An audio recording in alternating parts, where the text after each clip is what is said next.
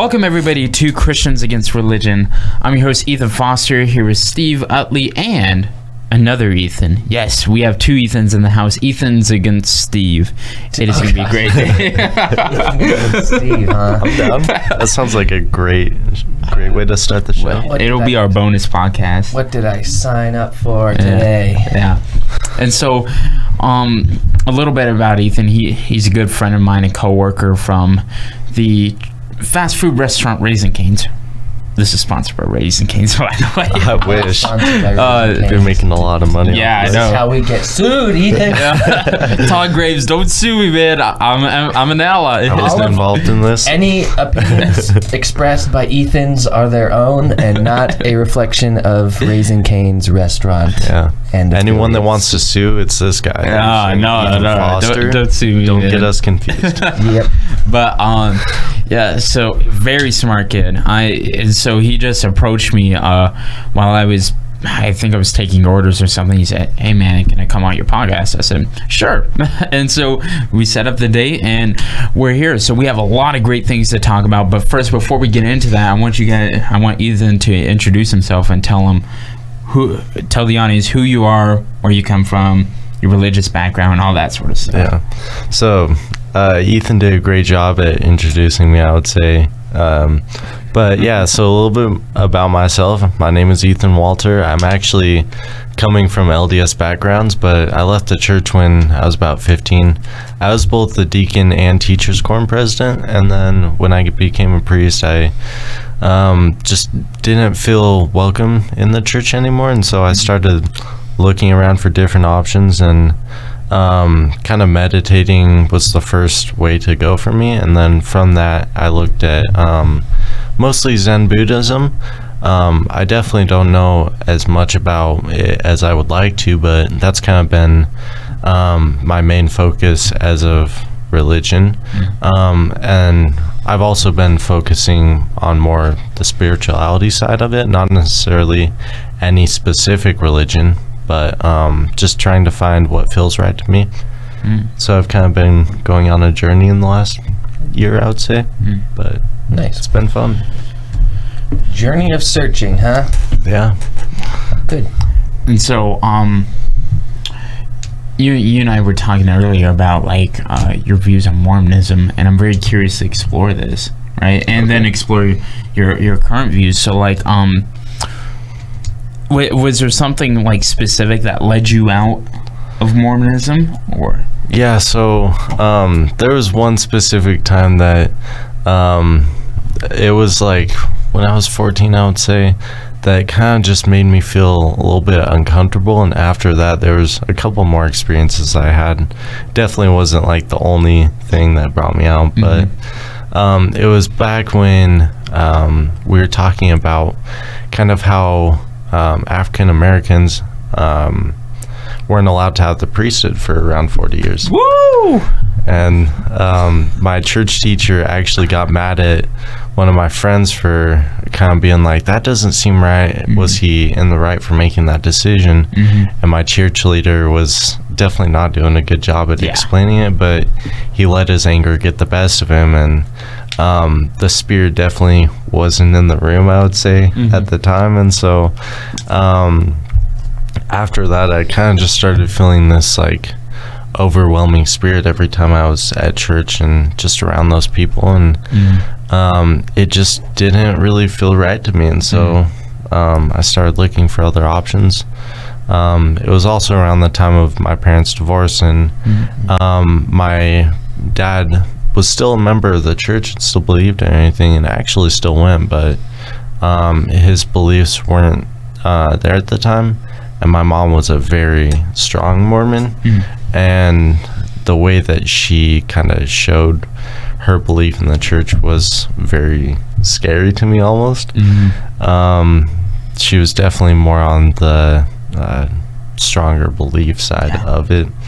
And so that, along with a couple experiences in the church, kind of just caused me to fall away.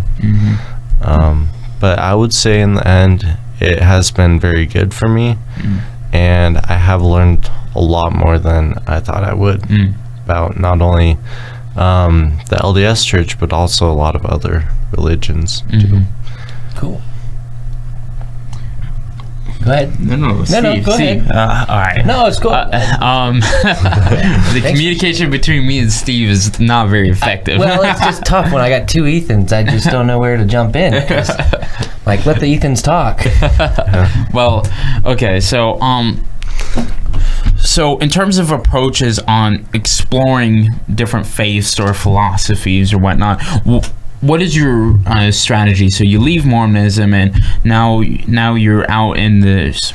I don't even know what to describe it as. You don't necessarily have a faith or whatnot. How do you like journey with that? So the word resonate has really grown very strong to me. I kind of just like to search out whatever feels right to me, and honestly, at the end of the day, I'm open to literally anything that might come. Like, I'm still waiting for something that feels truly right, but as of right now, Zen Buddhism is the main religion and belief that does resonate with me. But also, like I said, I'm not necessarily looking for just a specific religion. I'm also just looking for like a central set of beliefs that I can kind of live by at the end of the day. So, correct me if I'm wrong. So are you like, when you're searching for, like you said, just like a belief system that works for you, or are you searching for like truth? Because there's a different type of search, and depending on what you're looking for. Like, people that bounce around from different religions, or people that are searching would sometimes say like, I'm looking for what's true, right? Right. Is that fair to say what you're looking for, but to me it sounds more like you're looking for what resonates with you, or what? So I would say it's a little bit of both. I'm definitely searching for personal truth, and at the end of the day, I just want to be able to die peacefully, knowing that I have something to kind of go out believing in. I feel like after death, it's really just you and whatever you believe in at the end of the day, and so I want to kind of explore everything that I have time to, and figure out what I can kind of go out believing in and feeling happy surrounding myself with. Okay. So it's to you, I guess, like religion, what you believe, that's just all subjective and relative, essentially. So I believe that just about any religion could definitely be true at this point in time. Interesting. Even though I have fallen away from the LDS Church, I do still believe in a lot of stuff that they teach. I was talking to Ethan about that earlier, but it's just like the idea of kind of associating myself with that church that doesn't feel right to me anymore. And so it's kind of sent me on this whole journey of not really knowing where I'm going yet, but definitely learning a lot more than I expected to. So a lot of it is the institution itself, you'd say, versus the actual... So at this point in time, I feel like any religion that is based off of people bringing it into the world can't necessarily be the full truth. What do you mean by like people bringing it into the world? So I feel like at the beginning of the LDS Church and the modern Latter-day Saints, I feel like it was very centralized around the idea that they were taking stuff from God and what he would tell them, and then teaching it to others and kind of sharing what they learned. But I feel like lately it's kind of become more of, how do I explain this? Of them just making rules, essentially, or making stuff. I feel like they've kind of fallen away from the central belief that anyone could be telling the truth. You kind of just have to believe in what feels right to you. And there's no way to prove that someone else isn't getting the word of God through them. And so I feel like it's kind of wrong for them to say, no, that's not true, that doesn't feel right to me. Because for all they know, it could feel more right to that person than it does to them. Yeah, that makes sense. But yeah, I feel like because it has fallen more into the hands of the people of the religion instead of the central beliefs of that religion, I feel like the church has kind of fallen away from what it was based around in the beginning. I can see that. Cool. Neat. Go ahead, Ethan. Hey, so I hear you saying a lot about how you feel, right? Right. It doesn't sit right with you, and of course we all have those feelings. What role does you may even disagree with the way I'm going to put this. What role does objective truth play into your search of religion? Like facts in terms of history, science, methodologies, if any. So I'm kind of confused what you meant by that, honestly. So do you think you could Can I ask a explain a little more? Huh? Well, I'm just wondering, before you ask that, do you believe in objective truth, or is it relative, I guess, from person to person? Let's see. It's a sort of a philosophical question, but I just want to know that answer to you, or how you feel about that, before Ethan asks that question. Yeah, fair enough, Steve. It matters. So, relative or objective? I'm trying to think of how to word this, because it's kind of a deep question. I would say. Sorry to lay a giant question on you. It's a good question.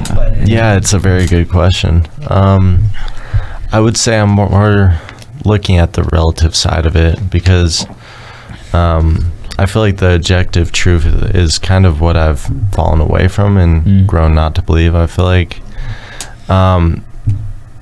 I said, I just want to die believing in what I believe in and what feels the most right to me. And so I feel like relativity in religion is kind of a big role in my life right now. I feel like really any religion could be true. It just kind of depends on how much that person believes in it. Yeah, so this is interesting. So would you say, and you may have already answered this, but I want to explore Steve's question in just a different way. Would you say that the truth is, in terms of how we know it, is subjective, but there is an objective truth? So like, we can't necessarily know what the objective truth is, but there still is an objective truth out there that we just can't find. Yeah, I feel like there may be an objective truth about religion at the end of the day that we could definitely search for, but I feel like at our point in time, we definitely haven't had the time to kind of consider everything. And even though like I don't believe in Scientology whatsoever, I feel like with religion there is definitely kind of a scientific method or way to prove that one religion is true. And I feel like that kind of goes into and this is going to be a lot to say, but like higher dimensional beings. I saw this video a couple weeks ago that was explaining how our like society had been created by a fourth dimensional society that had kind of moved on from this dimension and basically just got bored. I hate to say it that way, but like, I mean, coming from a third to fourth dimension, you have like all of these new things to learn, all these new things to do, and kind of just a new way to perceive everything. And I feel like once you get to that point, there's not really anywhere to go besides playing the role of God and creating something for yourself to watch grow. I feel like at the end of the day, parenting is kind of like a big part of all of existence. And once you get to that level, you can't really, or I don't know if it's possible to have kids of your own. And so I kind of see, like, if that is true, then I see all of humanity as their children, and they're kind of just they, them, one person, whoever it is kind of just watching us grow to become them. Interesting. So, wow, this is definitely a new perspective I haven't really heard, which is really nice, and I think it's very beneficial for the audience to hear. Steve, do you have something you want to ask? No, I'm thinking about what I want to say next. Okay, so I'm just bigger question and answered it with yeah. a bigger one. Yeah. So That's my bad. I'm just trying to work out our differences here. You dimensions. I'm just trying to work out our differences here so we can discuss them in a respectful manner. So you wouldn't see religion as something to be shared necessarily, right? Because if it's that personal to where it's true for me but not for you, then it's not something to necessarily be shared. Well, I feel like although religion might be more of a personal thing, I feel like if you're not sharing your own beliefs of religion, you can't talk about that with other people openly without having like a civil argument. Yeah. Not necessarily like fighting with each other over it. I feel like there's not really any way to grow without that, because if you are just growing by yourself, yeah, there's like a lot that you can learn by yourself, but you can learn a lot faster, I would say, by talking to other people and kind of figuring out what other people believe. Okay. That's a bit of a difference, though, than like sharing, like, hey, you should believe this because I say so. Yeah. So it's a little different, versus having a conversation like we're all having a conversation right now about this stuff. That's a little different than like Ethan and I saying you have to believe exactly what we believe. Yeah. Yeah, I totally get that. Like trying to convert or whatever. With the LDS Church, they definitely pushed that a little bit more than I felt comfortable with, saying that their religion was the one true religion. And I feel like that was a lot more aggressive of a take on religion than I felt comfortable being around. But yeah, I feel like as long as you're able to share your religious beliefs with other people in like a civil manner and have talks like how we're having right now, then you can definitely learn a lot more, maybe even about your own beliefs on religion than you could have thought you would. Yeah, it's definitely good.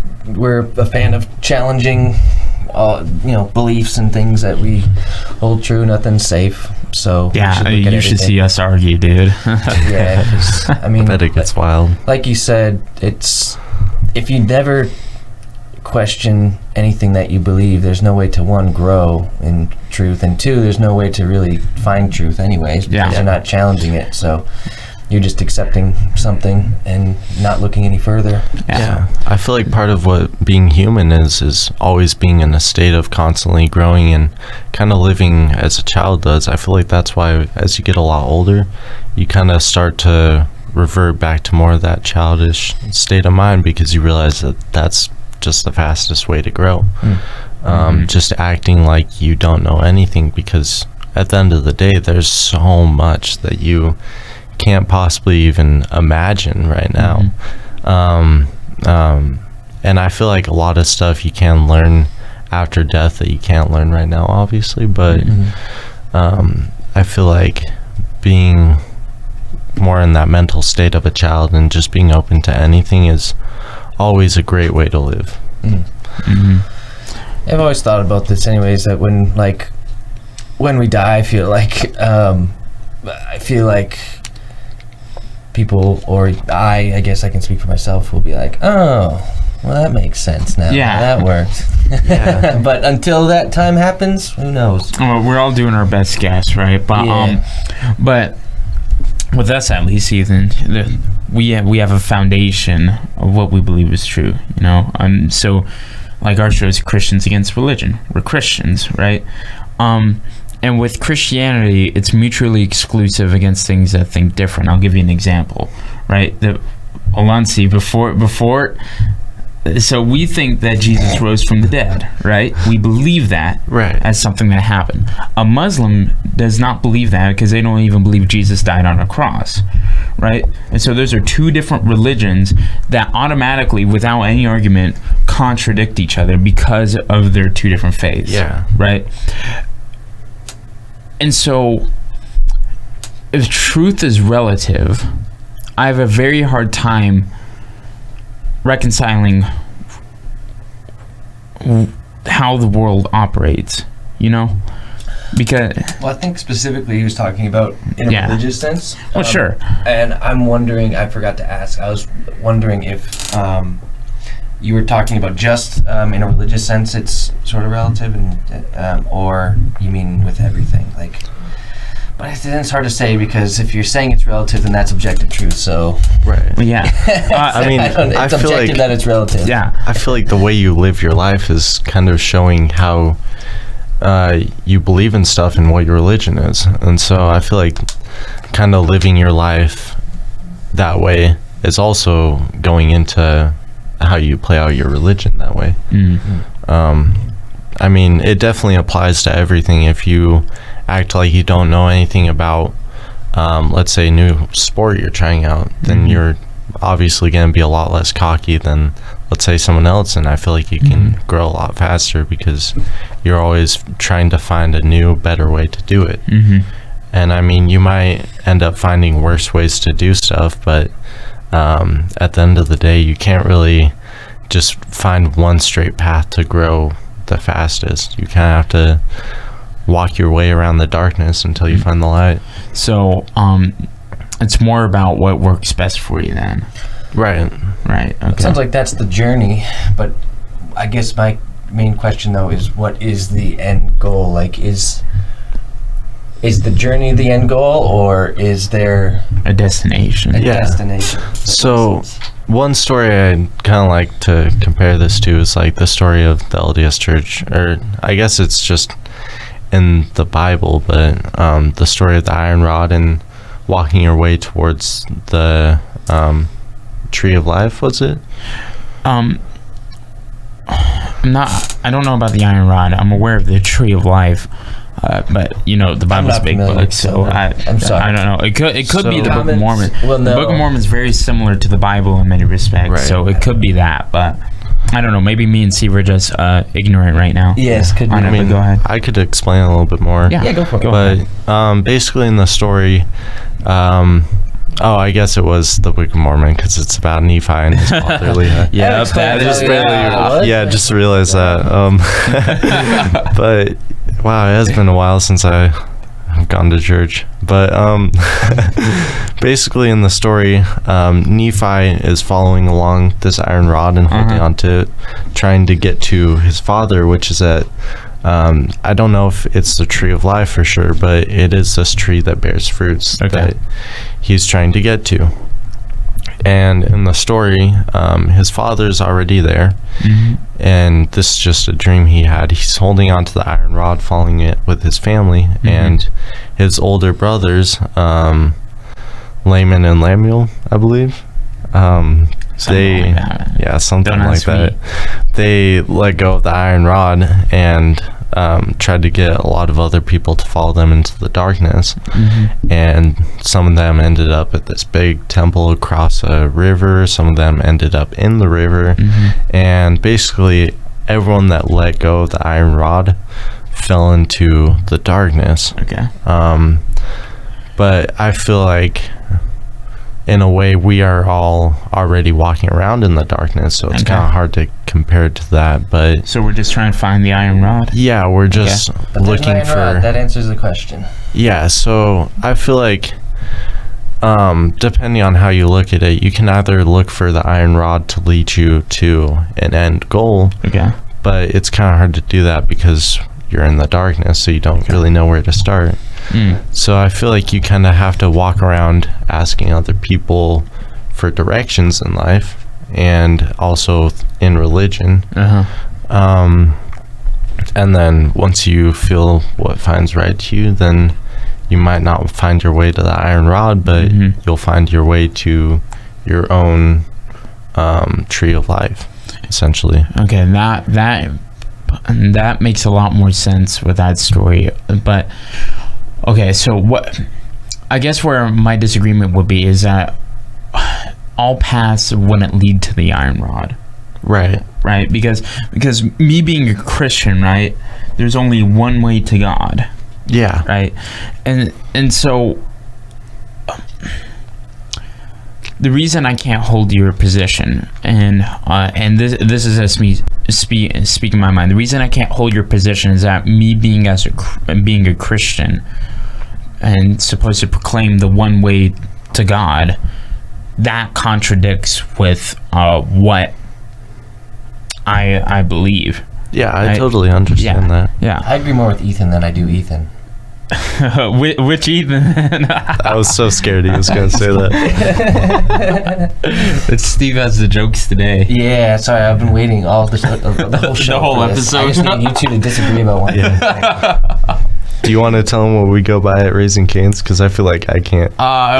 You can't say you cancel. Well, we don't even go by it. They're just whenever people talk about us, they don't use our last names. They're like, well, what Ethan are you talking about? No, the black Ethan or the pepper. white Ethan. Ethan's salt, Ethan's pepper. Wait. I know some people call you Black Jesus. Yeah, that's an old nickname from back in the day. I've been trying to get rid of it. That used to be my Instagram. But I got rid of that. Oh, yeah, I remember that. Yeah. Good old Black Jesus. Yeah. But, yeah, we don't talk about that, though. I kind of wanted to go over those topics. Oh, yeah. You don't want to... Well, I'm curious, though. Which one were you saying you agree more with? Oh, I was just kidding. I don't know. Oh, gosh. Yeah, Steve was back there like this. I was on a, different planet. Yeah, comic relief. So, I did write down a list of a couple things. I'm sure we won't be able to cover all of them because we'll probably end up yelling at each other over one of them.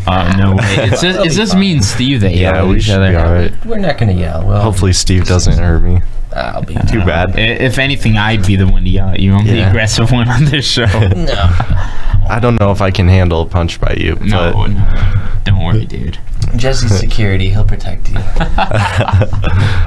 Good to know. So the first one is selling your soul to addiction / music.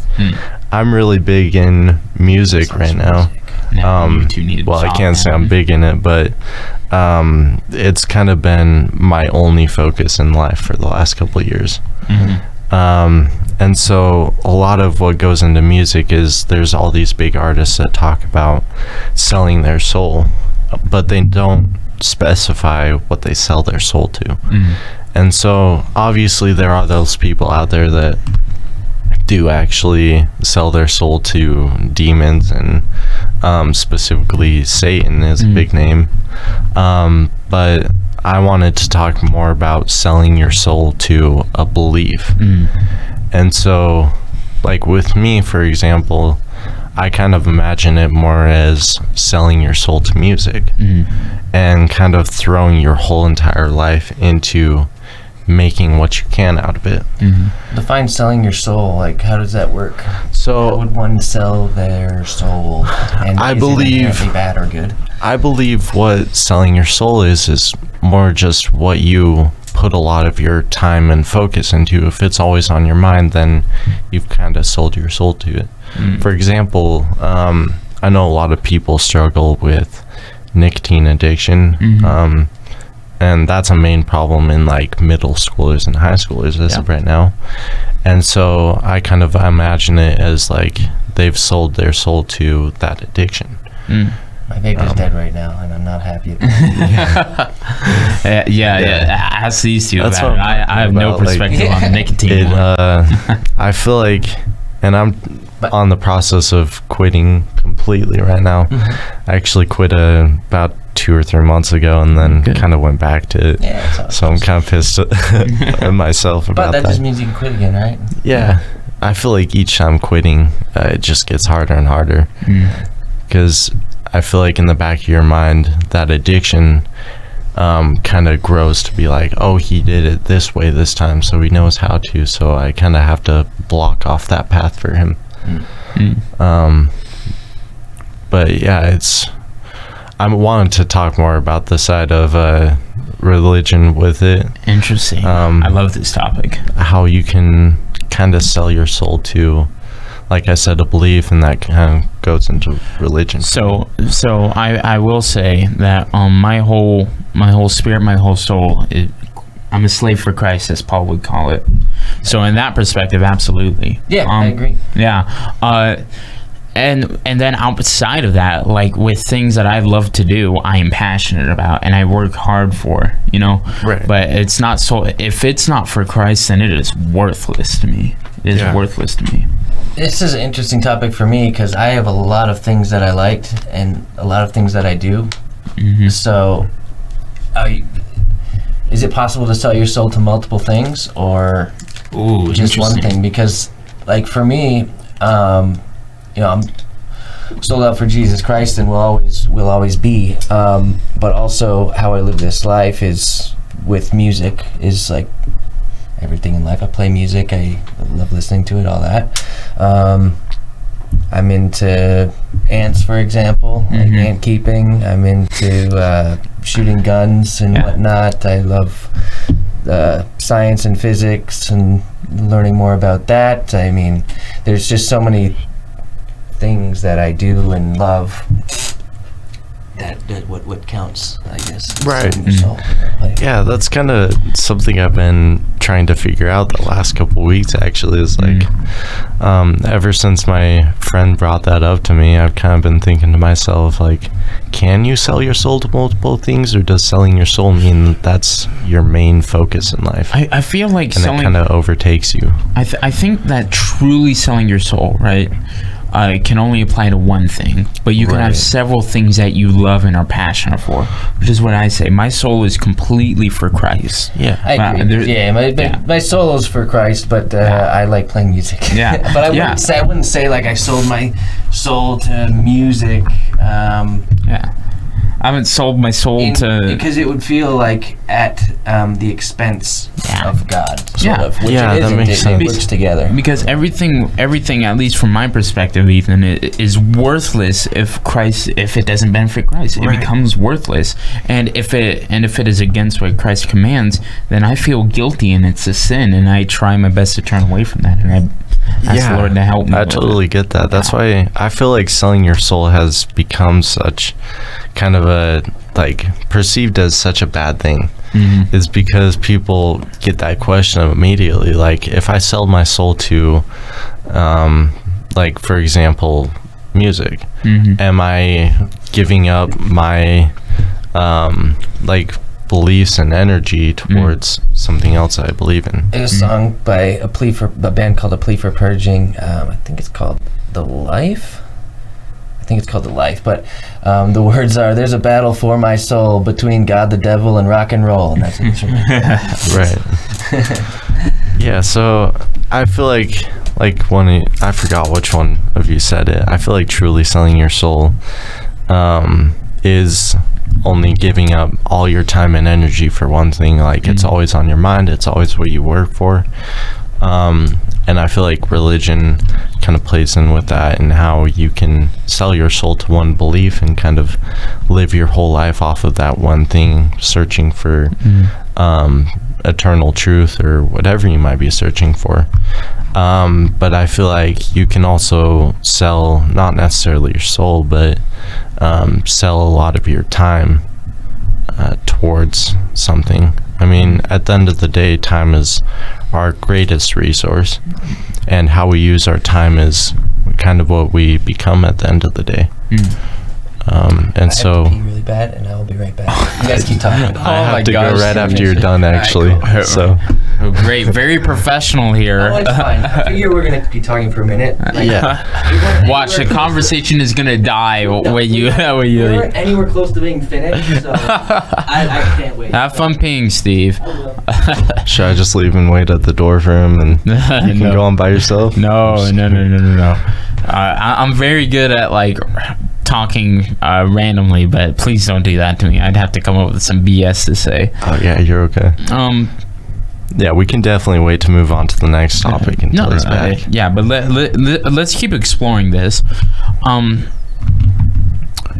because I often feel, and I'm sure you've seen this too, and that especially in our generation, younger people, this is my observation, without a consistency in religion, you see people move into agnosticism and atheism. Oh, yeah. They replace their religion with politics, issues regarding race, LGBTQ community. They sell their soul to that and those movements, right?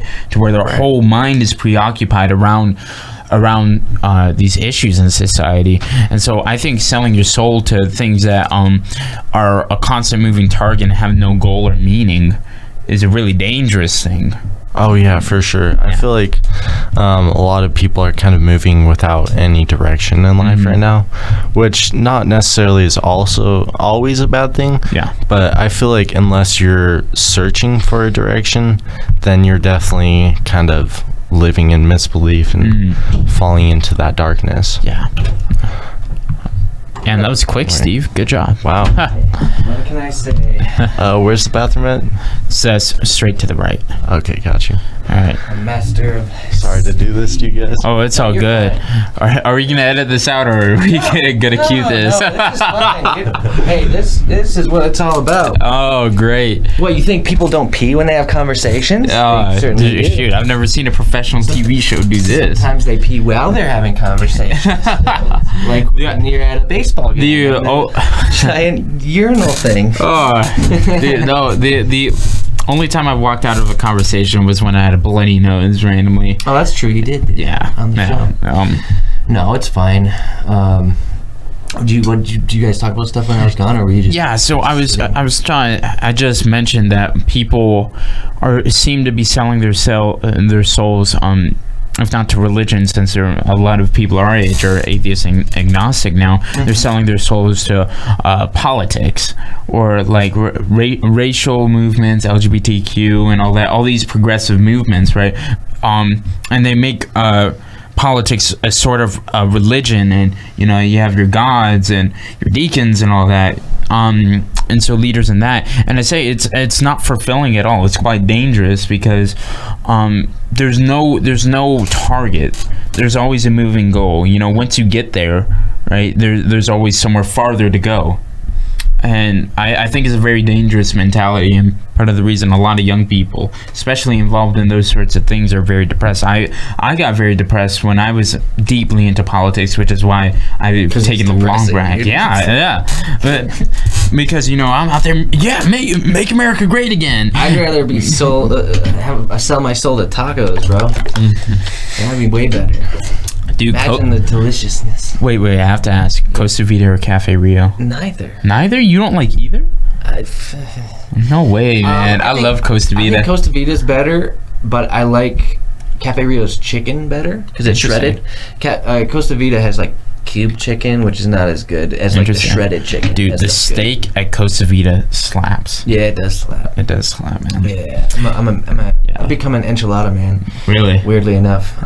No, I'm just steak tacos with lettuce on top. Well, I like steak taco. Oh yeah, I forgot. You're weird about food. If I'm getting tacos, that's why I said neither, because that's not proper tacos. But no way. But I'll get enchiladas from there. Oh yes, sir. We were talking about selling your soul to tacos. I said that'd be a much better thing, because then at least you get deliciousness versus like politics or whatever. Like, you guys have taken this in such a beautiful direction. Dude, you don't know, I said. Vida and Cafe Rio, and I said neither, and yeah.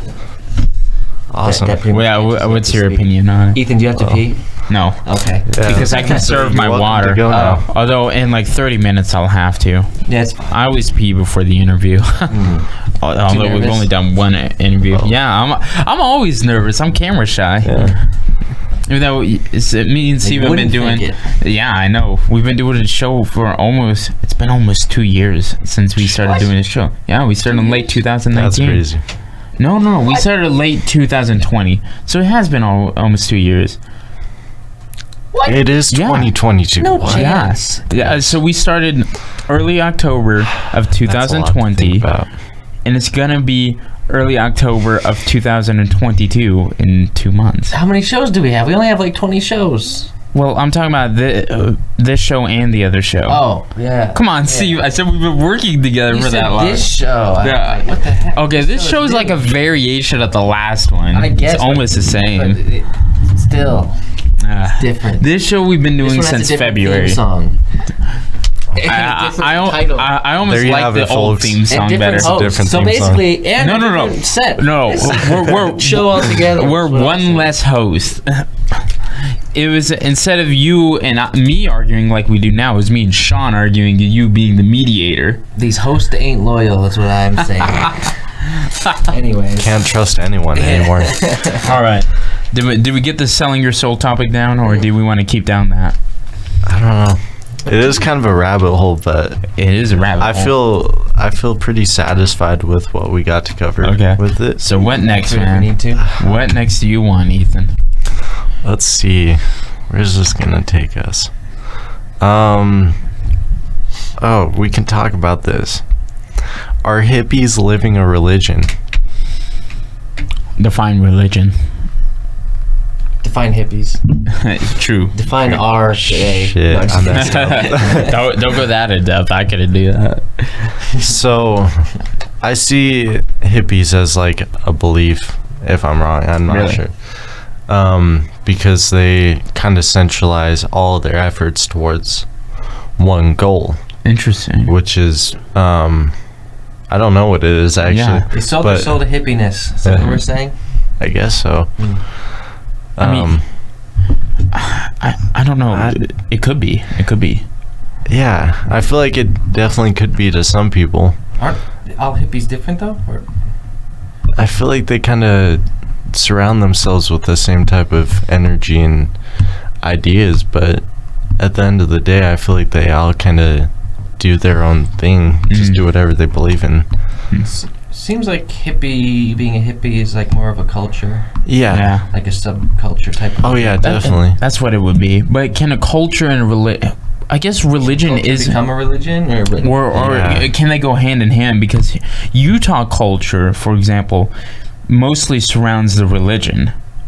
Because Mormonism, like the government's ran by Mormonism. I mean, the things people do here are specifically because of their faith in Mormonism, right? So sometimes those are intertwined, but if it has to be somewhat organized if it's going to be a religion. And I don't know anything about hippies, but are they? Is there like an organized power structure? If that makes sense. The prime hippie. Like, what I The say high goes. priest of hippies. Whatever Snoop Dogg says goes. Yeah. Exactly. I don't know. It was kind of I wasn't sure if I wanted to do it yet. Well, you did it, so we're here. I did it. Here we are. But yeah, I feel like it is kind of hard to say if like a culture can be a religion. I feel like they definitely do have a set of beliefs, but does that alone make a religion? It's kind of like the same thing as like trying to define like what is a cult and what isn't, because like you could argue It's a that like moving line. you could argue that like everything's a cult, or you can argue that barely anything's a cult. Yeah. It just depends on how you define it.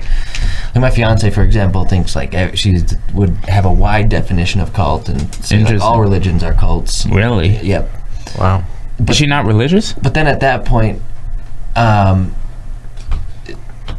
Man, I stumped him with that question. but then at that point, the word kind of loses its meaning, and it's sort of not what most people mean by cult. So. Yeah.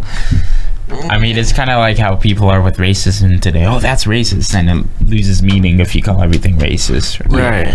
But so I always take the view that like with definitions like that, especially if they're a derogative term, only apply to a small sect of what people are actually talking about. I take things with a grain of salt. Yeah, I think the small time definition makes a lot more sense, because otherwise, if everything means everything, then nothing means anything. Yeah. So, Well, you know what I mean? So there's also sorry, I'm squeaking over here. Oh, you're okay. Gosh, today, I'm sorry, you guys. We are we are not professional today at all. Yeah. Yes, we It's are. personally my fault. I'm No. a severe no, insomniac Ethan, and you've that been better kind than of- all of us. We were never professional to begin with. We've had some episodes where I'm like, man, I feel like we're in a podcast, and then other Yeah. times I feel like we're just talking into a microphone and acting Yeah. up. That's literally what do you think a podcast is? Well, okay.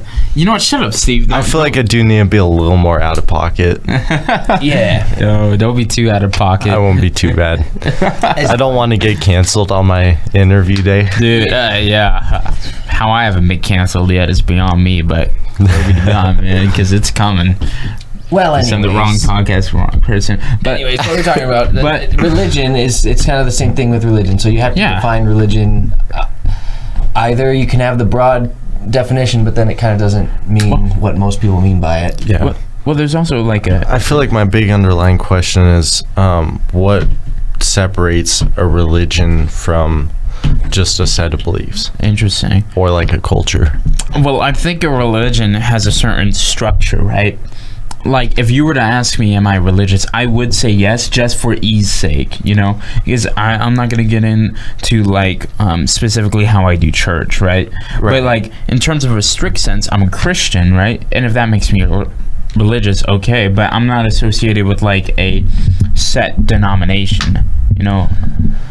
Well, this word is in our title, so we probably have to Have to work cover on this defining it. thoroughly here. Because what we mean in the title specifically is organized religion and physical religion, if that makes sense, like organized religion. Right. I get what you're saying. What most people mean when they say, are you religious or whatever, would just mean, like, do you believe in God, essentially? Yeah. So if that's what we're saying about, or like, the difference between religion versus just a belief is what it's referring to, because religion is generally talking about a belief in God or a higher power of some sort. Right. I think a more interesting question would be, what's the difference between being spiritual and being religious? Because Yeah, that isn't makes that kind of the sense. same thing? Because I guess they're like, especially in Japan and China, in that kind of area of the world, there are a lot of beliefs, like Zen Buddhism, for example. There is like a couple sects of Buddhism that they don't necessarily believe in one focused deity. They kind of just believe in, like I was saying earlier, whatever resonates with them. And obviously they do have like a ton of structure to what they believe in and kind of the way they go about finding new truths, but it's all very centralized. And so yeah, you could be living that religion but believing something completely different than someone else. And That's I feel how all like religion, well, most of the time, Yeah. most churches, people believe different things. and I feel like, well, That's it's kind of actually what we try. it's like prove on the members show, is of- that everyone kind of ends up thinking different things, anyways. yeah. But it's all like with them members of the same religion as, or at least they call themselves religious, believing different things but still being able to talk to each other about it and having those conversations with each other and growing from each other too. Yeah. And that's kind of why I've been so drawn to like Zen Buddhism, for example, is because I really like the idea of being able to not necessarily have one set idea of religion, but kind of being able to learn from other people's. Yeah.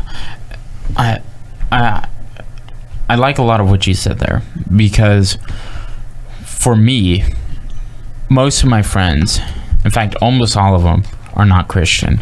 You know, some of them will claim the title, but you know, with the things they believe or the way they live, they're not Christian, right?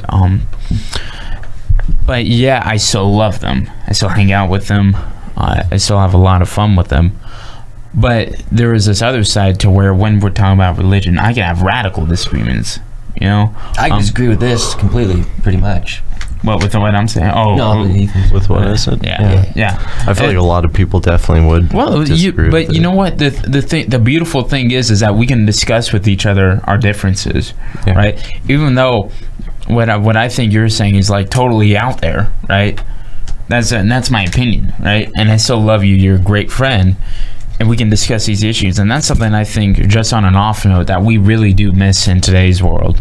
We get too caught up in like our differences, and instead of recognizing that we're all people and we have the right to our own beliefs and thoughts, and just discussing in love. So I really do appreciate you coming on the show to discuss these things. I just wanted to say that. Yeah. And with what you said, it's not like I it. It's been disagree fun. with talking to people and growing from each other, because that's actually generally what we're in favor for on this show. Except with Steve, he's just wrong. I just don't agree with the underlying belief of whatever, I don't know. Like my big issue is the lack of objectivity in what you're talking about. But and that's why I addressed it the very first thing we talked about. Yeah. So that's kind of just a fundamental disagreement. But as far as the method of going about it, that even here, most people believe different things, and we all prefer to talk about our disagreements and just sort of disagree and learn from each other, just like what you're saying. Yeah. I think that's the sign of healthy people, is growing and learning. So well, I think a lot of what allows us here to disagree a lot is the fact that we agree on an objective truth, and that is that Christ has saved us from our sins, and by faith alone we believe in him, right? And so the reason me and Steve at the end of the day can have all these harsh arguments, and then right after the camera turns off, there's not even a slight bit of animus. We just go and we go about our day and talk. Apostles. Yeah. I mean, with the old show and this show, there's probably probably well over 100 episodes at least. Of us talking about every issue, from the most controversial to the most basic. I've never once been mad after it, no matter how bad the disagreement is. Why? Because Steve and I agree that we are both saved by grace through faith in Christ, and that is it, And so the belief in an objective truth is what allows us to do that. And so I feel like it leaves people, and I do want you to respond to this. I feel like not having an objective sense of truth kind of leaves people lost. Yeah. So and then all they're doing is looking around for stuff, but never find trying to find that iron rod. Yeah. I'm using Book of Mormon references now. Yeah. So part of my problem with well, I don't know if it's a problem necessarily, but I personally hate structure. I've never been able to get along with it. I'm not necessarily saying like go anarchy, but I am. You know what our old show was called? Christian Anarchy Today. Really? Yeah. Wow. But continue though. Anyways, you're probably right in the middle between me and Ethan. Yeah. We're two extremes. Huh. But you came from an extreme too of being in the LDS church. That's very structured. That's like as structured as you get. Yeah, pretty much. Yeah. But don't worry, so did I. I was in the black version of the LDS church, but go ahead. The black DS church. Yeah. But I've always had a hard time feeling like all of my beliefs and everything should be based off of one single structure. I mean, obviously I do have some form of structure, but I wouldn't say it's very stable. It kind of just like goes around all the time, but I kind of like living that way because I feel like I get to learn so much from other people that I wouldn't normally learn. And not one single thing ever makes me angry. Like someone could say the most like outrageous stuff, we say that, and I'd just be like, cool, I'll think about that. Like I'll never once get mad at anyone because I don't really have any stability on my own.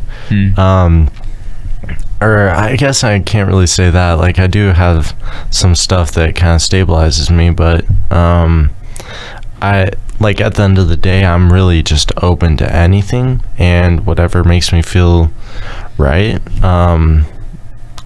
I kind of live by that, and so it's been really cool to get to talk to other people and hear their own takes on religion and culture and just central beliefs in general. I love talking to people who are Christian because they do have that structure, and I can learn a lot from that. But it's also cool to talk to people that don't necessarily have all that structure, because then we're kind of both just falling apart together. And it can really bring on some really cool conversations that maybe neither of us really believe in, but then we both get to talk about it and realize that we don't necessarily believe in that. I'm curious what you think about Ethan and my views then, because they're not very structured at all. For most Christians, they'd be like, what the heck are you guys talking about? You guys are like, everything goes. Like, nobody... So I'm curious. Well, we all believe people have the personal liberty. Yes. To say that, not to say that everything goes, but it's your freedom. That's like how, like, I don't know. Yeah. Strict Christians, if you will, or like ultra. Cultish Christians in a way. Well, yeah, you know, I mean, like the religious ones. Yeah. That we're talking about. Whatever, you know. I don't know. Yeah. But so yeah, what I'm curious on what your thoughts are on that, because this is interesting, since you're not a fan of structure. Like I said, it's not. I don't think we have much structure except for the one core thing. Yeah. So that's why I kind of like your church and Christianity in general, and why I definitely don't fully disagree with it in any manner, even though I've fallen away from my own Christian church. I mean, there's hundreds, if not thousands, of Christian churches out there that are all sects of other beliefs, and it's kind of cool, like, to see how, although they do have that one central belief, they don't necessarily have a ton of structure either, I would say, because they are able to get those sects out of it. Yeah. And I feel like that's part of just being a person, is not having a fully built structure. Okay. So let's create a scenario here. Let's just say that Okay. I'm excited to see where this goes. Hypothetical. It's not that complicated. It may not even lead anywhere. Let's say you knew for a fact that Christianity were true. Does that change your beliefs on religion being relative to people? I feel like that would personally kind of anger me in a sense. Not too much, but I feel like the idea of one single thing being 100% true would make everyone else wrong. Not fully, but just the fact that one single thing could be the only truth just doesn't feel right to me. Well, what about I mean, maybe I misunderstood that, but what about like I don't know, Jesse is wearing a black shirt. Is that just how I'm like perceiving it, or is that objective truth? Or because that's, I mean, see a white shirt. He's not wearing a white shirt. He's not wearing a green shirt. So in that case, everything else is wrong besides the one thing. Is that, like, would you subscribe to that, or would you say no? Yeah. So I feel like perception is a big role in us as society and us as people. I feel like like there might be someone out there who, I don't know, maybe they've done a lot of acid or something, and they see his shirt as a white shirt or a shirt made out of worms. I don't know, but what is it that I'm saying? Is there an aside from the senses, or is it all just what you see? So like that's what reality is. There's not an actual reality outside of what we're just perceiving right now. Yeah, because we're all agreeing as us that's black. Yeah, but it doesn't really matter what we agree to. The idea is, what is it? And the reason I'm saying this is challenging the objectivity thing, because I want to make sure I understand you correctly, which it sounds like you would say, kind of like what you said, like, no, it's based on the senses. Yeah, so going a little bit into Zen Buddhism, or a lot of those religions, they believe in the 7 chakras, and some of them only believe in 5. But I personally believe in the 7. The 6th one is the third eye, which a lot of people know about, even that aren't part of that religion. But the third eye is basically Just fans of DMT. yeah, basically, like it's kind of just what you it talks about your perception. It is what you see, but it's not necessarily through your sight, and you do activate it by kind of closing off your sight to everything and being open to what you feel through sight. It's kind of hard to explain, but yeah, it does kind of go into perception and like what you kind of perceive it as, not necessarily through sight, but also through feeling and kind of what energy it's putting out. Yeah. So for me, I don't know if that fully. It didn't. Oh, what? So, well, at least he's Was I really even? honest. Was I close? that was describing Kind of. a sense, but are you saying that's what reality is, or what? Yeah. Because I'm. It's kind of a hard question because I'm sort of like answering it without answering, like answering it and asking it at the same time. But I think the answer is no, based on what you've told me. But I'm trying to clarify for certain so that we know kind of where we're at. But so you're saying it depends on the third eye, or you said 6 out of the 7 chakras, or what? Yeah. So can you explain your question again? Because I don't know if I Yeah, fully understood it. I think he's like- just trying to get a grasp over like what you're meaning. Yeah. Like, is reality subjective right. Or and is just it like we objective? see it differently, or yeah, no, Because, like, yeah, so saying it's objective would say that the black shirt is black, and that is true. And that means any other answer would, in fact, be false. Yeah. And so that is objective reality, not dependent on me, you, anybody else. What is, like, the shirt, independent of all of us, is black. Being subjective would be saying, well, it depends on what we think it is, basically. But the shirt, if you're saying that, then the shirt wouldn't independently be anything on its own. It's dependent on how we see it, and that's all we can tell. It's like, have you ever heard of the brain in a vat theory? It's like I forgot who came up with this. Some old guy a long time ago.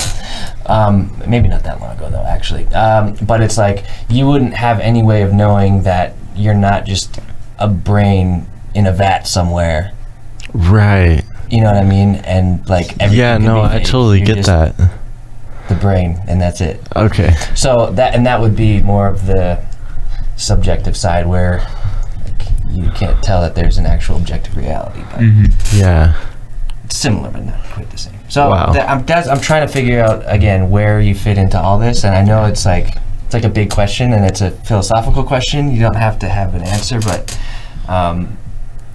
it would help for for understanding, I guess, what you're talking about. Yeah. Yeah, that explained it a lot better, honestly. I was having such a hard time understanding what you're saying at first. I feel like there's not really any way to prove that what you perceive and what you're subjective to is true at the end of the day. And so that might piss a lot of people off, because a lot of people like to have that stability in their lives and kind of know for themselves, like, this is true. I know it's true. It has to be, because I believe it is. Interesting. I feel like belief is definitely a big part. And I mean, maybe at the end of the day, whatever you believe in is what is true to yourself. And you go to, I don't know, a dimension, I guess, after death, that whatever you believed in when you died becomes real. But I don't know with that, because I feel like it definitely is a possibility that we are just a brain in a vat, just kind of chilling and perceiving things because. So like, for me, I'm an evidence guy, right? But I accept Christianity by faith, right? And it's faith in what I see as a historical event, right? The resurrection. Now, the resurrection of Jesus is important because it proved the claims that Jesus was making. He said, the only way you can get to the Father is by me. The only way you're saved is by me. You're going to die unless you eat of my flesh and drink my blood. Like, that's what Jesus said, right? And so him saying that and raising himself from the dead, proving his claims, right? At least in my opinion, makes that contradictory to things that are against that, right? So again, someone that is Islamic would say that Jesus never died to begin with, and half the things that I just said he never even said, right? Because the New Testament's been mistranslated and whatnot. Yeah. Right. And so in terms of like, if we're gonna have a relative perspective, right, those two things contradict, right? And so we can keep it in between ourselves, but Christianity itself, and I don't know about Islam, Christianity is an evangelicalistic religion. You're supposed to spread it, right?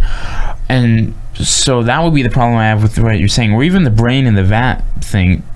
Even saying that our brain is somewhere just hovering is an objective truth. The idea, but the idea is that you wouldn't be able to tell if it was or not. It's sort of like a I don't know. So like for me, I want to know what's true, and so I have no reason to think that, right, outside of just it maintains a subjective worldview. I have no reason to think that, so I don't. For me, I can't postulate that, you know? Yeah, I get that. So for me, for example, Christianity is kind of the only religion that I've actually learned enough about to make some decisions for myself. Okay. I mean, like I did say, I was a member for 14 years or 15, I guess, and I was a very diehard member up until like basically the day that I just decided to stop going. Mm-hmm. It was kind of like a 1 week or almost overnight decision for me to stop going. But yeah, so for that, as far as you were saying, because Christianity is the only thing that I've really grown to learn, as far as I believe right now, Jesus Christ did die on a cross, and he was a real person, and all the things that the Book of Mormon and the Bible and everything said that he did. So he rose from the dead too? Yeah, so I believe that he did rise from the dead and was resurrected and was welcomed back into heaven to live with his Father. Do you believe he was God? I don't believe his Father was God or he was God. I believe that God is nothingness. Really? So you believe some parts of the Book of Mormon in the Bible then? Yeah, so like for example, I believe that Satan and Lucifer are two different people, and I believe that Lucifer was a fallen angel that fell away from God because he became something. And so like Lucifer, for example, kind of surrounds the idea of like falling away from that nothingness and becoming something.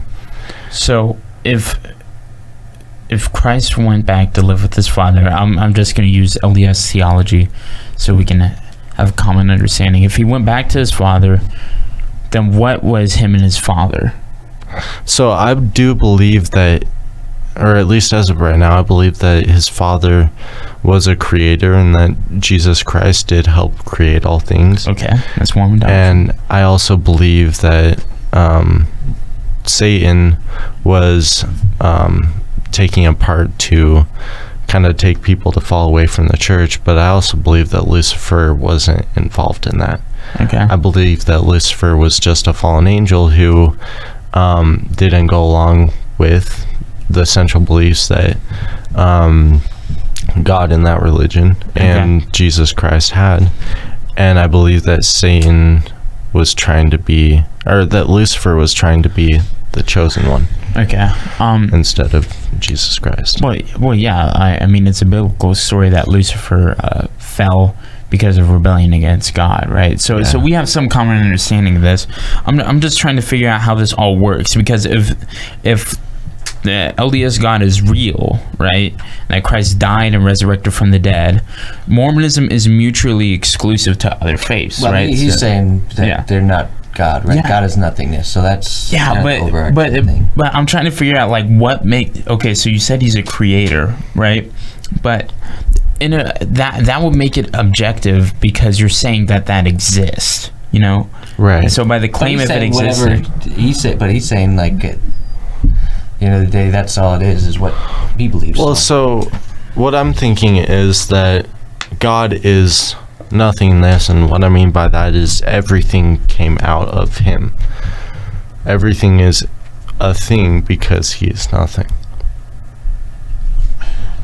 I'm having to think about that. It's definitely a huge I don't even know topic, if I'm probably stepping in such a wrong direction with asking this. So would you say with like creation, and this is very broad, I'm gonna try and central back in. If you don't want to go this route, then that's fair, because it's probably a bad route. But do you believe in like a past existent universe, or do you believe in like what science would say on how we were created? Because I'm trying to pinpoint of like explanation. Yeah, so I feel like, and this almost goes in a little bit with the Big Bang now that I think of it. Okay. I don't necessarily believe in the Big Bang, but I feel like we all kind of came out of that nothingness to slowly become more and more of who we are. Okay. And I feel like that we all came from like these ethers of like-minded spirits, that were kind of separated and grew apart more and more until we became physical beings. And I believe that our end goal is to eventually grow back into becoming that nothingness and achieving, as some people would call it, nirvana. Some people would just call it inner peace, and basically just that true inner peace of like being nothing and everything at the same time. Yeah, I won't be able to make sense of that in the short time you're here. Yeah. Sorry, that was kind of a lot to throw in right at the end. But it's all interesting, man. What was that in response to? What question was that? Well, I was asking him in order to like try and figure out like his like thoughts and how we got here. I was asking him, does he believe that the universe was eternally existent, or the universe was created like how science tells us with the Big Bang, or? Well, no, I'm pretty sure you were asking me if I believe in Christianity still. Well, I was going back to that, but it was kind of like the center down to a point, which we might not be able to do, because you were saying you believe some of the claims of Christianity in the Book of Mormon, but you don't believe that the Father is God. God is nothingness, but you also said that the Father is a creator of some sort. And so I was trying to get behind, do you believe there's an ultimate creator, or there's nothingness? And then you said that God is nothingness, and there's something from that. Yeah. So, sorry, that was a lot. I do believe that we have a Heavenly Father. Okay. At this point, but like I said, I believe that he came out the same way as us, where he just became like came out of nothing to become this like basically an equal amount of good and evil. Okay. And basically just like a father for all of us. Okay, like someone that we can look up to and go back to at the end of the day. So would you agree with LDS doctrine that basically, and they don't even teach it much anymore, so you might not even be aware of this, that there's like a past existent line of gods, that our father had a father who had a father who had a father who had a father? That's kind of, so I've actually kind of been going down two routes. One of the routes, like I was saying, was that line of people who have gone into the fourth dimension. Okay. And become gods in and of themselves. Okay. And then the other line is that they were all gods from the start, I guess. Okay.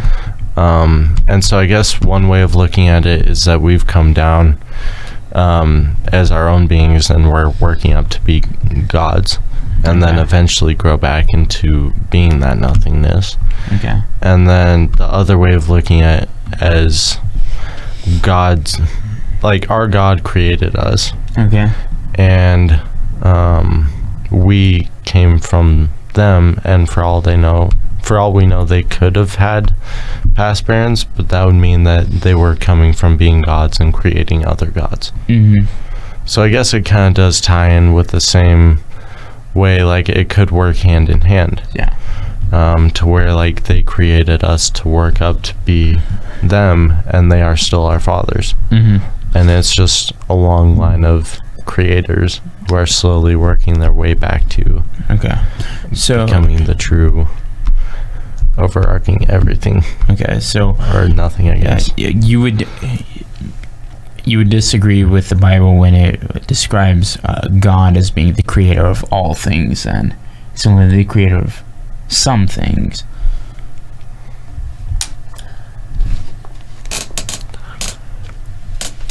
Unless I'm wrong in yes. summarizing what you said. Okay. Steve, do you have anything you want to add? Yeah, I wanted to know what the other question was. Oh, well, I don't feel like we're done with this, man. This is so good. Okay, fine. Go ahead. No. Continue. Do you not have anything to add to this, Steve? Not really. It just sounds like. It sounds like a different version mostly, of Mormonism. Yeah, it's like. Well, it sounds like he's still Christianity. He's still searching based. for stuff.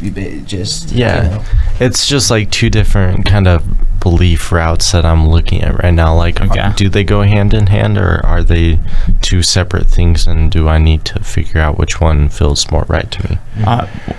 That's why living with no structure is kind of hard, because you end up with these huge kind of like life crisis belief. Yeah, well, you say you believe what the Bible and the Book of Mormon say, but those in and of themselves are structures that contradict some of the other things you have already said. Well, he's got no structure, so he can use those if he wants. Yeah, but if he says he believes them, well, he believes parts of them. Yeah, parts of them. Yeah. So that would be a better way to say it. I definitely. I'm tracking with it. I'm just not asking questions because there's nothing for me to ask, I feel like. Yeah. At this particular juncture. I mean, is there anything you want to add to that, Ethan?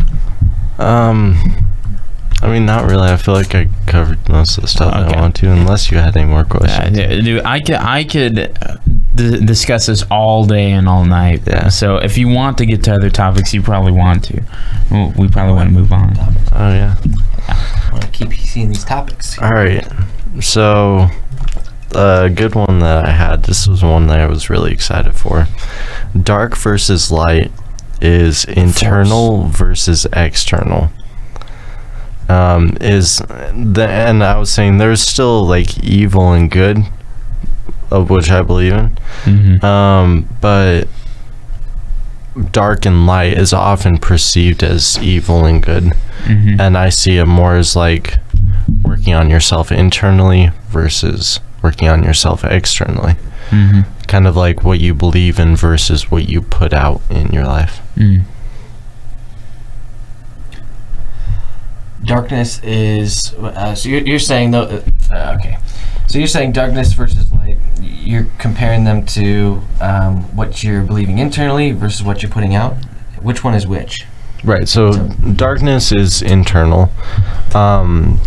It's basically like what people can't see. That's why it's called the darkness. Mm-hmm. And so like a lot of things that you kind of build yourself up to, and like for example the energy that's inside of you that you eventually put out, but it's all internalized, that's considered the darkness in my opinion. Mm-hmm. And then the light is kind of what you not necessarily just use that energy, but kind of like what you put out, just being yourself and living the life that you live. Are you saying good?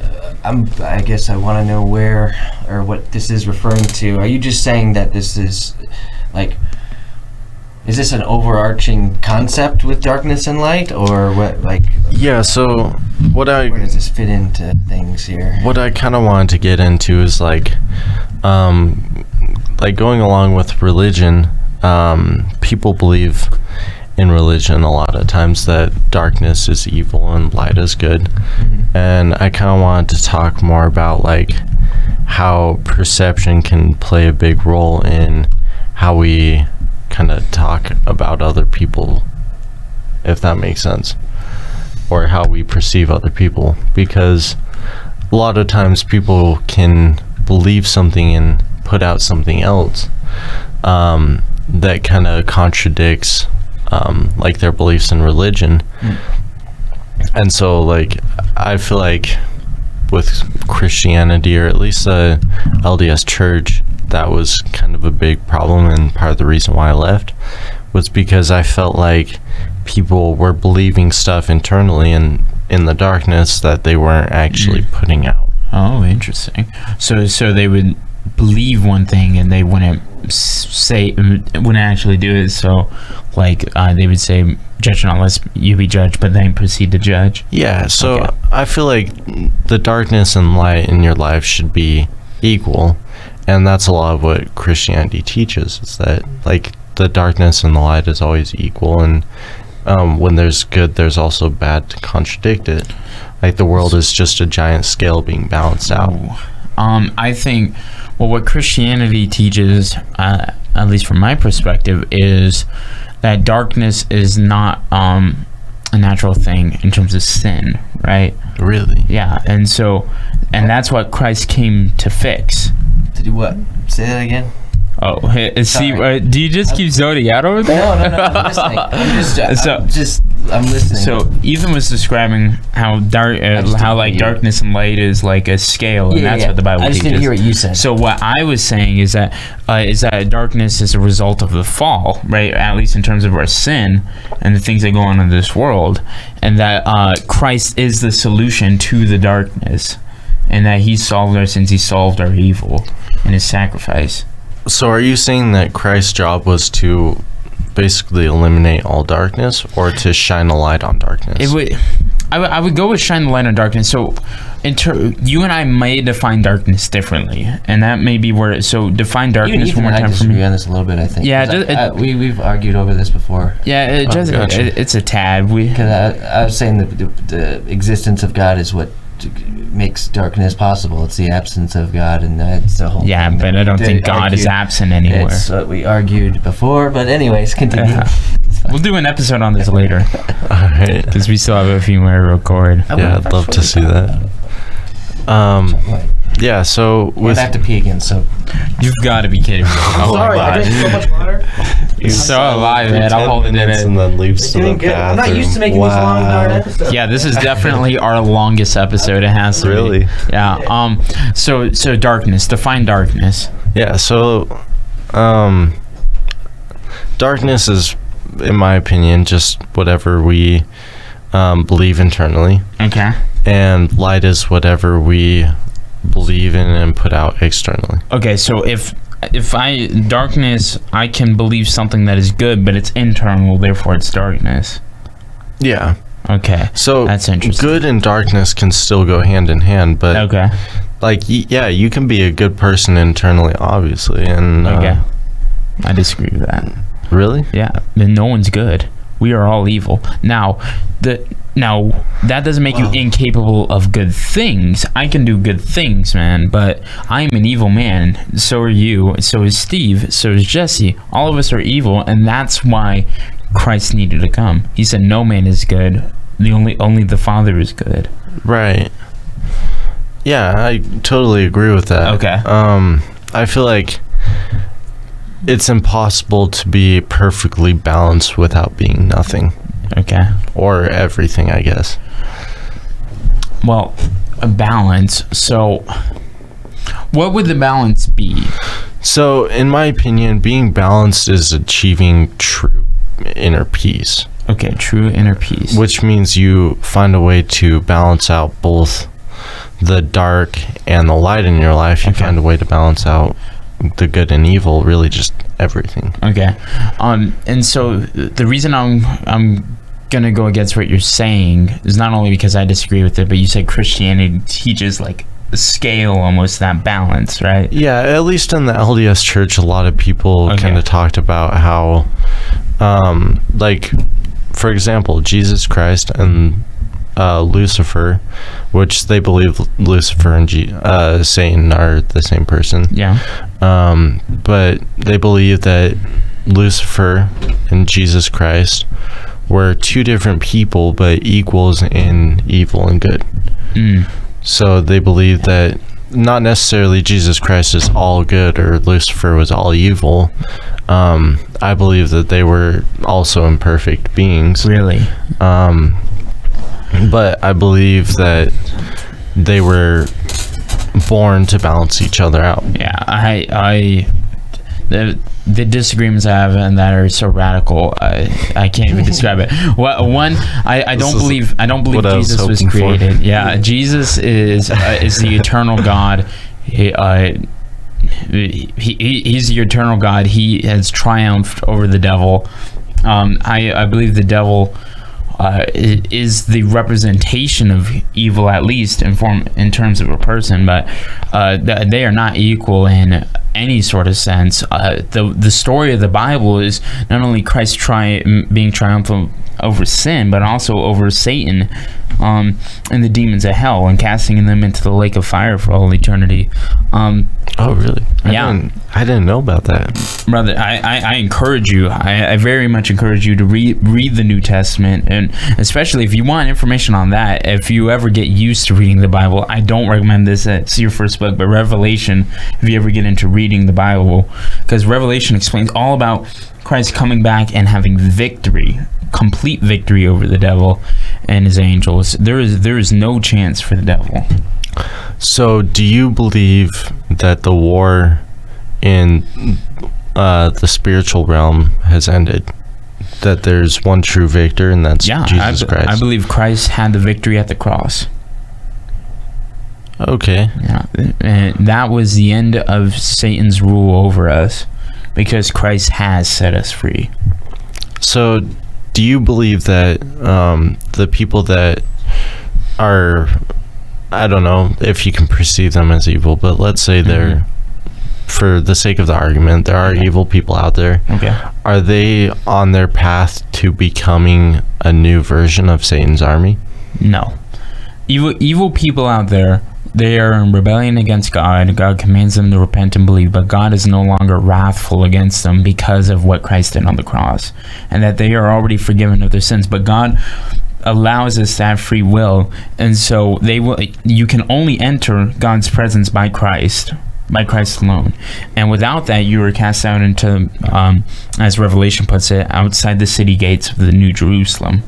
Right. Yeah, and so you're away from God's presence because you don't want it, and God's like, okay, you can have no of me, and it's not a good thing, man. What do you have to say about this? Because I feel like you definitely have a good opinion. I just have a disagreement with Ethan on some things, but kind of. But I mean, we're talking about what, just darkness and light, or is there? Yeah, so we've kind of moved on from that, I would say. I feel like it's become definitely a bigger topic. I don't even know if it's related at this point, but it sort of is, because Steve, he brought up how he thinks that Jesus and the devil are equals in a sense, and they balance each other out, and that Jesus isn't necessarily perfect, but he's more good, and he balances out the devil, who isn't necessarily evil, but like disagree. Yeah. Huh? I disagree. Yeah. I disagree with that. And I think this gets into like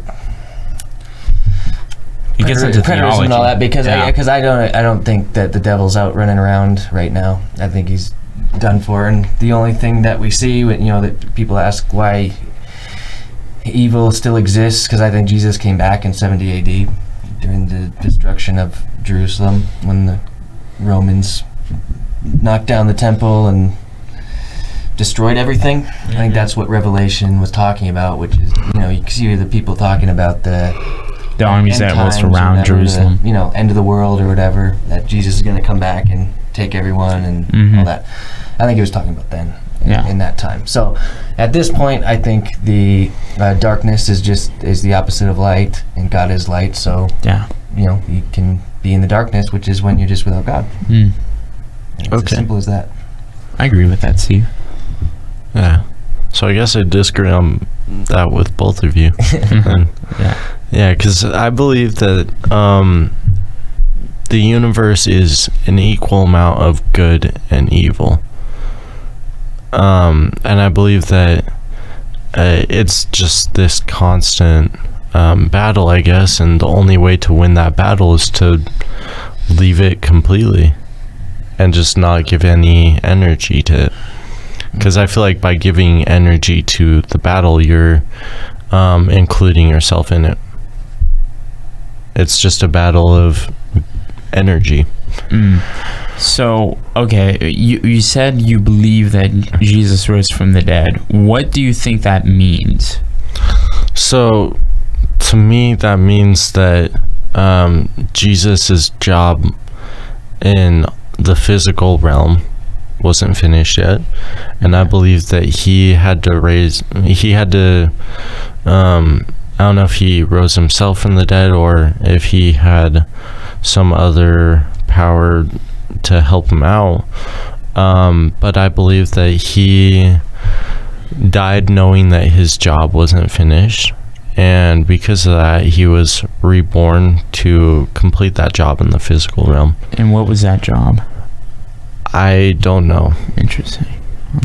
I just know that if he was risen from the dead, there must have been some purpose behind it.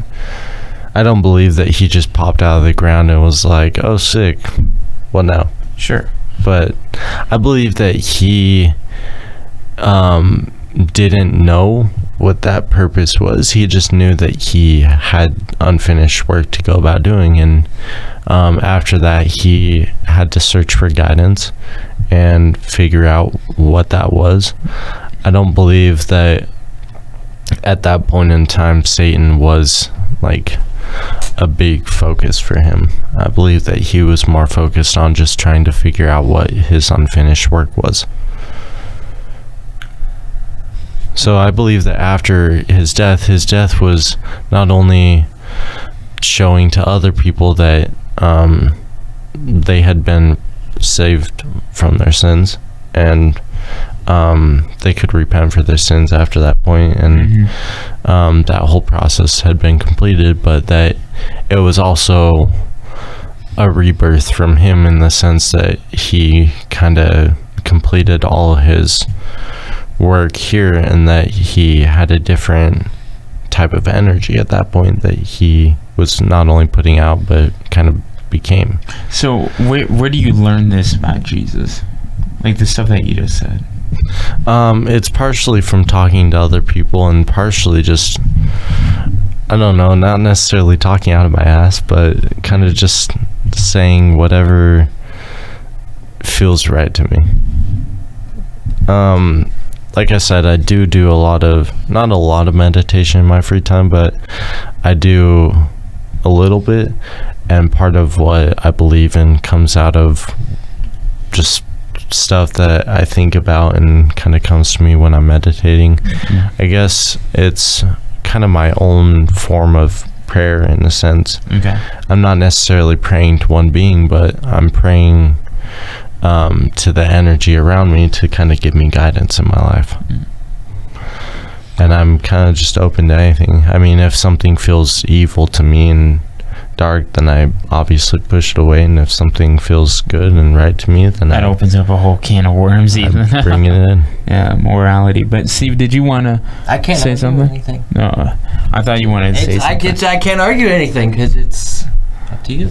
No. That's where I'm at. Steve, you know That's me. I'll argue listening. anything, man. Yeah, but you could try, but you can't though, because it's what resonates. I mean, okay, so Ethan, what? I mean, if you argue I'm still gonna do it. See, there is no backing me down. That's an exercise in futility. But silly. Well, What, do you want me to just sit here and be like, No, I'm just, if you want- interview done? I'm not gonna complain at all. No. I came here expecting to be argued with. Yeah. I had a feeling that my beliefs were completely different than yours. Oh, wait. our views are different, but it's very different. If I'm trying to, disagree, it's just compared to what resonates with you. So I really can't base an argument in anything besides that. So there's no way for me to win an argument. Well, I'm just figuring Which is why I'm out. not arguing, because there's nothing I can say. That's why so many LDS people were pissed off by me, because It's just a lot of there's no argument. stuff I say, they feel like they can't argue, but they want to at the same time. Yeah, but their arguments would be silly because it doesn't work. Well, Steve, you can believe my arguments are silly. I'm just being inquisitive right now. What they That's were, what I would. Yeah, that's what I'm. most of them were arguing the method that I use to get the truth that I have. And I'd I have a argue feeling that that's- method, I but just disagree with it. yeah. Well, okay. So I you disagree, but I'm listening. So you say you have that feelings. I mean, I don't know what you want. So- To convince you? How? I mean, I'm just gonna I'm throwing stuff out there like I've been doing the whole I'm just show. listening. So Ethan, you said feelings that resonate Slides you when you're really nice. Just being a meditating. good sport. I'm just listening. So yeah, you say there's these feelings that you have whenever you meditate resonate with you. So and then you mentioned how if you feel that something is evil, you obviously stay away from that. Right. But that I know that leads to subjectivity. That's your whole point. But so would morality in and of itself be subjective, or is it objective? Like some things are right and some things are wrong. Okay. So let me get this straight. Subjectivity is what one person believes, and Yes. it's different between each person. Yes. Objectivity is like religion, for example. Like It's like if you disagree with it, you're wrong because this is like the truth. So like It's truth. yeah, it's just true. It doesn't matter what your opinion is. You're wrong. So like if someone were murdering a person, I'd say you're wrong, and they'd be like, no, I was right, and I'm like, no, you're wrong, dude, because it's wrong to murder. yeah. I just thought of something else to say, That's but a I harder thing can't. to argue than the floor is flat, Right. regardless of anybody. I'm just giving an example. Yeah. And easily That's morality understandable. specifically. Yeah. So I'm asking with this because I say that, just to give you perspective on where I'm coming from, I say morality is objective because God wrote down his laws on our hearts, and that's how we know that murder, rape, incest, all that stuff is wrong, right? But I'm asking, if it's subjective, then what standard are you pulling from? Or is morality just Jesse thinks that it's that black people are inferior, and that's just his belief, right? He's like, don't bring me into this. Yeah. Jesse's great name on this show. Oh no. Yeah. Jesse is a proud supporter of Black Lives Matter. Yeah, so Anyway, I feel like leave the man Jesse alone. I feel like it's 100% subjective. Interesting. I feel like by being who we are at the end of the day, like I said, I feel like it all evens out, kind of. Okay. And so by subjectively believing in different stuff, there's going to be someone out there that believes the exact opposite that you do. Okay. And I mean, at the end of the day, if like you had an argument with someone that literally believed the exact opposite stuff that you do, it would just be a futile argument because you'd just be butting heads with the same amount of energy that That's you're pitting what I'm off. doing right now. Yeah. I'm trying to keep this interview going, Hey, Steve. I'm So- saying that's my position. Yeah, I don't know. I just feel like Fine. Go ahead. I felt attacked, so I put up my defenses. You're not No, so no, I Maybe, didn't yeah. actually feel attacked. I'm just kidding. But so yeah, I feel like by being subjective, you're just being who you are, and that's what really matters. Okay.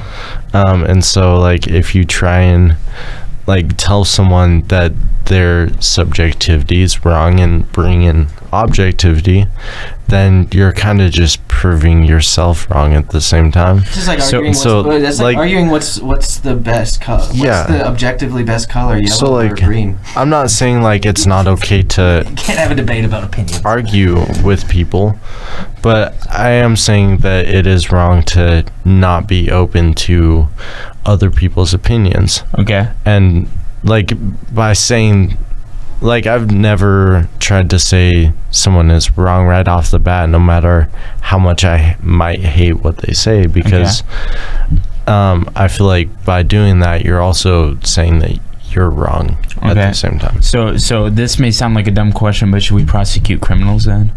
What? Well, I mean, even the very word criminal insists that they're doing something that's against the law, which is subjective.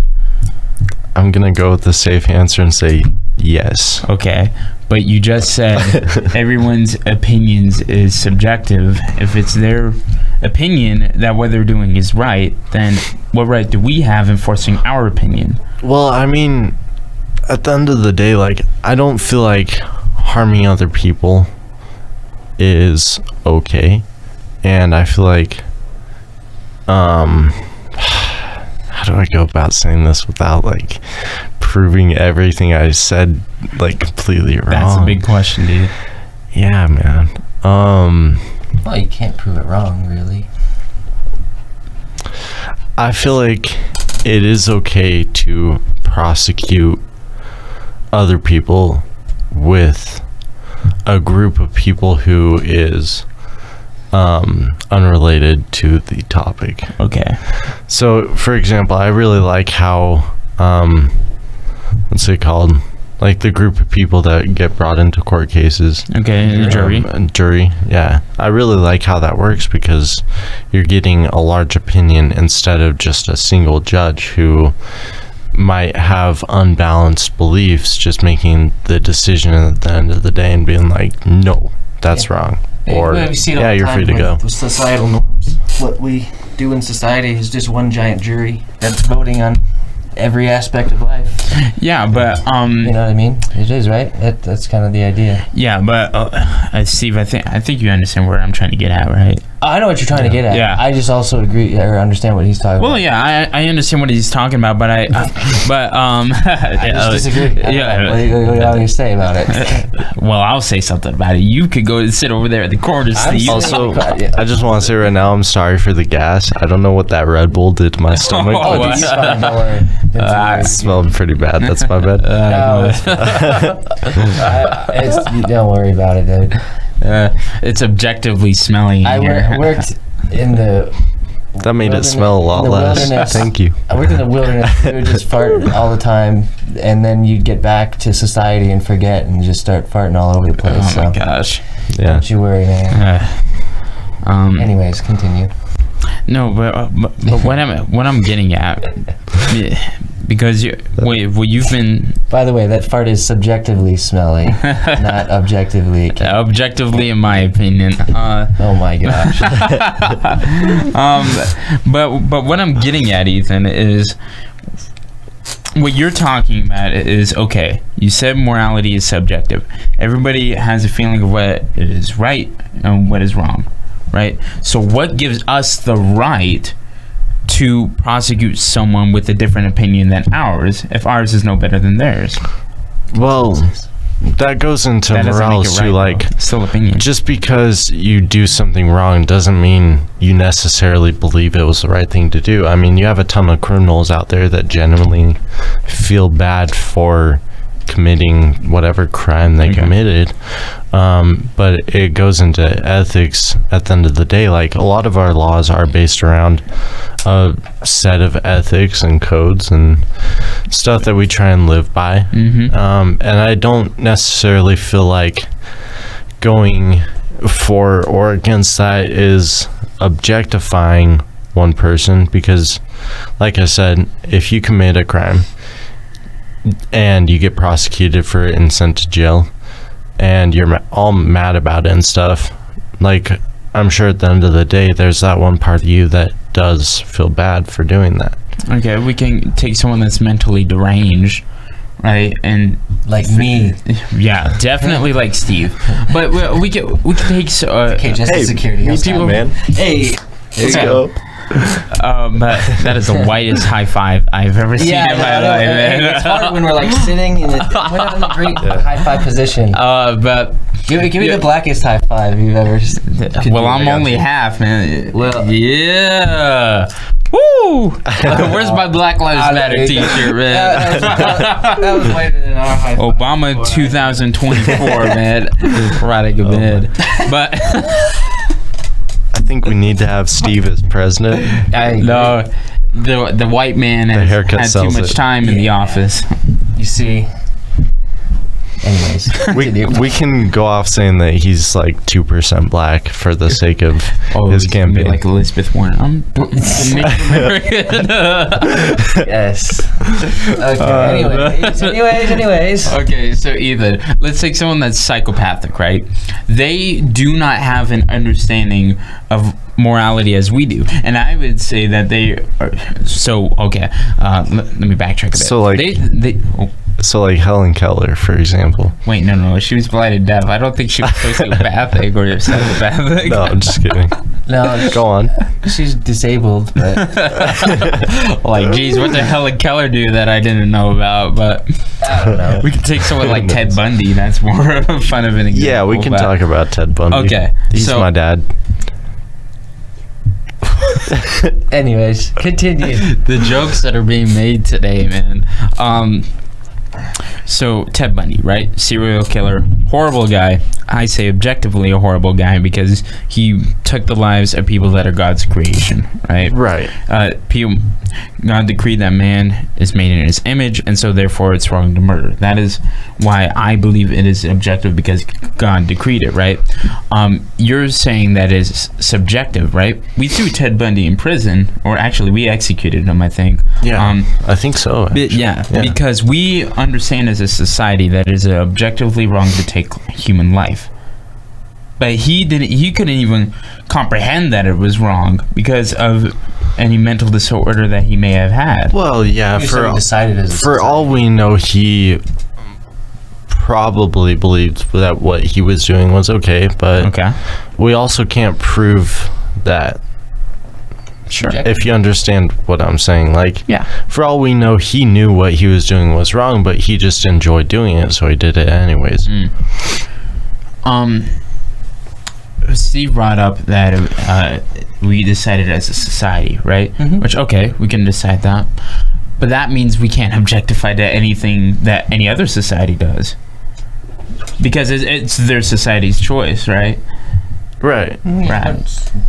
Either to way, a certain extent. I mean, so what I'm saying is you can't make broad objective statements because it's not objective, it's an opinion. What do you mean? Well, I'm saying, so like if I were to say murder is wrong, it's like in your view murder is wrong, in my view it's not, right? But society agrees that it is, so it is. Not all society. Well, in certain instances. Yeah, I mean, like either way, like there are very, very small cannibalistic societies that believe that once you reach a certain age, or like, for example, commit a certain crime, it's okay to like murder you on the spot and eat your body. Yeah, and is that wrong? Can't say it is. I wouldn't necessarily say that it is. Okay. Because it's a different society, different culture. Yeah, I mean, if you're willing to admit that, then fine and good. I was trying to find a way to like say that without. Yeah, I'm trying to make sure you're consistent. That I was wanted the whole to point put of up me a little barrier. I've seen consistency. Yeah, I have too. Usually when I get into these kinds of arguments with people, it's all over the place. But Ethan, you're consistent, and I very much respect it. Thank you. Consistently unstructured. I hope that consistency makes it so that I can't get canceled as easily as I probably would be. Yeah, you get canceled. Not here. No one watches the show, so we're fine. People will watch. Tens of fans. We have tens of viewers. But Ethan, anything else you want to get to? No, I'm pretty satisfied with what we covered today. You satisfied, Steve? I'm sad. I'm satisfied. I was hoping to say something that would make you like slap me or something. I don't know, but there's only like 2 or 3 people on Earth that can do that, and one of them was our last guest. He makes me very I don't frustrated. know why. That was funny, but I will summarize Because you don't know him. I do.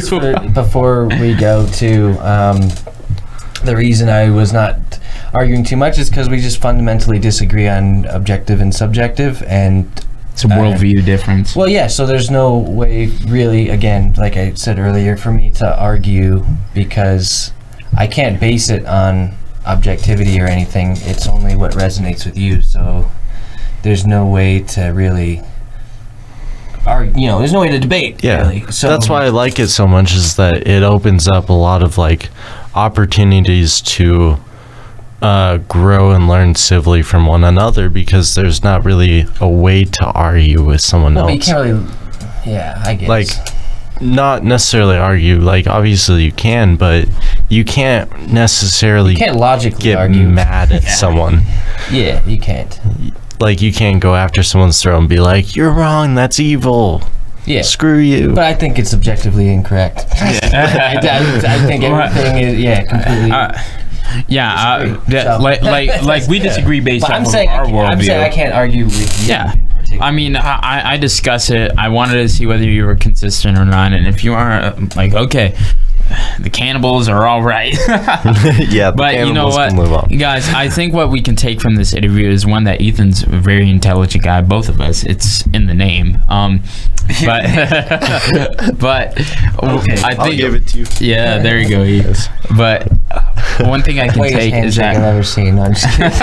Wow. Hey, so that really was the whitest high five, though. For certain, it was. Yeah, For it was. Sure. I'm not even gonna argue that. Well, the fist bump sort of made up for the extra whiteness. It, Well, brought no. it to If you just did what that, it actually- would have been like on a spectrum of white. That was But- like the way that we bent our wrist too. And But whenever you do the The fist form. bump after the high five, that was just what makes the it. high five was. You can call that a cracker high five. Yeah. Oh man. Anyways. But one thing I think we can take from this is that even when we evangelize, even when we have radical disagreements, it is much more productive to discuss our disagreements in love, respect, instead of yelling, demanding, and interrupting, as we see a lot of times in Christianity. You have to step down on the same level and like try and listen with people and talk with people about your differences, because it's like with Ethan, I disagree with almost everything he said today, and Let's go. and so me and him were able to sit down, disagree, and talk. And Steve was there to throw in something every 30 minutes, but I think it's a lesson to be learned of how Christians should discuss with each other. I was here to be an example. Yeah. Yeah. And It was I a think good I proved example. my point. All right. Well, That's it. thank you guys for tuning into this episode. If you liked the interview, make sure to share, like, and subscribe. Go to cult.love. Yes. Become a member. Quit church. Join the cult. Quit jerking Sorry. off today. Quit. Like, comment, subscribe, share. Hope you had fun. Bye, everyone. We love you. Take care. See you next Much love. Much love. Amen.